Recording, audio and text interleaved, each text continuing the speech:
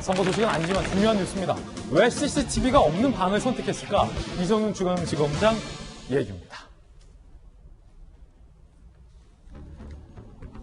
면담 장소인 342호실 내부엔 CCTV가 없다. 자, 오늘 많은 보도들은 이 지검장과 공수처가 CCTV가 없는 회의실에서 만난 이유를 주목하고 있습니다.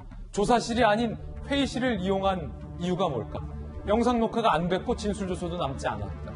그리고 사실은 그 제네시스 차량 공수처장의 관용차까지 보내주면서 은밀하게 만나려 했던 이유가 무엇일까에 대해서 많은 조간신문, 동아일보를 포함한 언론들은 궁금해하고 있습니다. 왜냐하면 공수처장이 지난 1월에 분명히 이렇게 말씀했기 때문입니다. 모든 조사는 영상을 녹화하겠다라고 본인이 스스로 얘기했었기 때문입니다. 들어보시죠.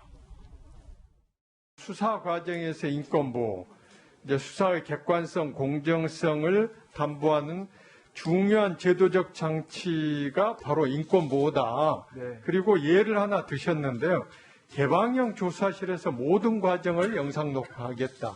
예. 이렇게 앞으로 확실히 하실 의사가 있으신 거죠? 예, 저희는 이제 여건이 되면 모든 사건을 저희 공수처가 수사하는 사건은 이렇게 하려고 합니다.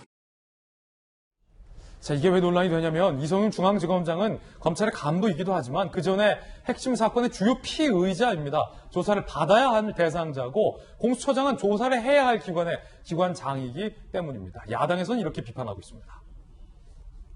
피의자를 일부러 CCTV 없는 방으로 모셨다. 342호 CCTV 은폐하려 하면 할수록 실세 방패막이 친문 아지트란 의심만 더 키울 것이다.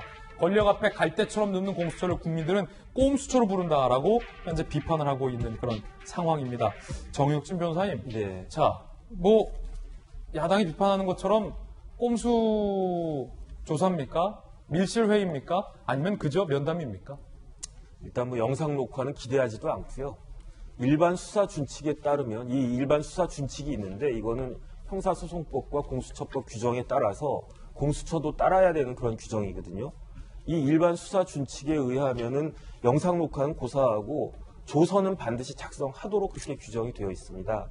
그 다음에 만약에 어떤 여의치 않은 상황으로 인해서 조서를 작성하지 않을 경우에는 이 조서를 작성하지 않는 이유를 적어야 되는데 그것도 그냥 대충 조서 작성하지 않음 이렇게 적으면 안 되고 왜 어떠한 이유로 조서가 작성되지 않는지에 대해서 구체적으로 적시하도록 되어 있거든요. 하지만 지금 공수처의 수장이라고 할 수 있는 김진욱 처장이 이렇게 하면서 아무런 조서를 남기지 않고 그런데 제가 봤을 때는 처음에 이성윤 지검장과 만났을 때는 조사를 하려고 한 것 같거든요. 그 이유는 첫 번째는 조서의 형식을 처음엔 갖췄다고 그랬어요. 언제 어디서 누구랑 만났는지 그 부분에 대해서는 있었다라고 그랬고 두 번째는 장소도 그냥 외부의 커피숍이나 호텔이나 이런 데가 아니고 공수처이지 않았습니까?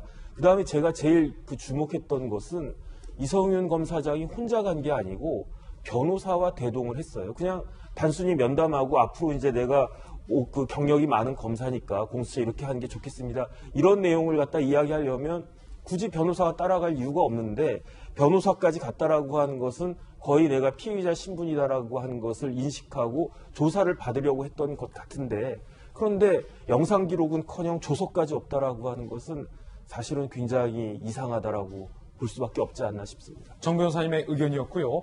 자, 하나가 더 의혹이 더해집니다. 그 관용차, 해명이 거짓이 아니냐라는 논란도 일고 있습니다. 공수처는 관용차가 2대뿐인데 하나는 뒷좌석 문 안 열리는 체포용이라 이용할 수 없었다라고 해명한 바 있는데 공수처 공용 차량 운영 규정이 보니까 범죄 수사용 차량은 승합차, 소나타 등 승용차는 업무용으로 규정되어 있다. 공수처 2호차가 저 범죄 체포 승합차가 아니라 소나타였던 것으로 확인되면서 자, 공수처 해명도 앞뒤가 맞는 거 아니냐라는 얘기도 나오고 있는데요. 자, 김연아 의원님, 야당에서는 애초에 공수처의 저 해명 자체도 이해할 수 없다는 반응이죠? 네, 그렇습니다. 무슨 피의자를 관용차를 갖고 모셔옵니까? 그것도 집에서부터 모셔오는 것도 아니고 이상한 주변에서 골목길에서 차를 이동하는 저는 영화 보는 줄 알았습니다. 환승. 네, 그래서 저건 좀 뭔가 정말 냄새가 난다. 정말 이해가 되지 않습니다. 정정당당한 조사도 아닌 것 같고 면담은 더더욱 아닌 것 같고 또 저 사실이 발각이 됐을 때의 공수처의 해명도 지금 거짓으로 드러나면서 저는 이것 전체가 조금 의심덩어리다라는 생각이 들고요. 과거에 우리가 검찰개혁을 얘기할 때 검찰의 제19 감싸기가 굉장히 비난의 어떤 포커스를 받고 있었는데 이번에는 공수처의 제19 감싸기라는 비난으로부터 이게 벗어날 수 있을까? 공수처 탄생부터 야당이 많이 반대했던 이유 중에 하나가 이게 정권 보위부가 될 것이다라고 하는 많은 우려가 있었습니다. 그런데 이번 사건에 대해서 명확하게 공수처가 답변을 내놓지 못한다면 저는 야당이 일찌감치 예견했던 정권 보위부의 역할을 분명히 하고 있다라는 비난으로부터 자유롭지 못할 거라고 생각합니다. 네. 자, 야당의 김연아 전 의원의 견해 들어봤습니다. 오늘 방송 시간이 평소보다 좀 빨리 가는 것 같은데요? 저만의 생각인가요? 60초 광고 후에 돌아오겠습니다. 잠시 후에 뵙죠.